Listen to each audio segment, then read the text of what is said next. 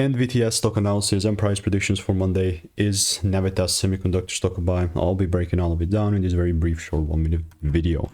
So at this point, pre-market is a bit higher from where we closed, and that's very nice to see because for me, I began buying when this was at basically flat $5. The 508, and this was made 2 months ago, and this is a great delivery that I called up. Now, since it started freaking shifting yet again, I had this double break and I was like, okay, we had this shift. My idea is to take it further up to 948, 950, let's put it like $9.5. And now this video is being made at 4:07 a.m. Eastern time. 8:09 is great, but again, we have 5 hours until the market freaking opens, you know what I mean? So it's gonna be a lot of time. I'll definitely continue to keep you updated, and if you want to stay tuned and get my money making emails and insights, and that is for free, click the first link in the description, and I will see you in the next one. Goodbye and enjoy.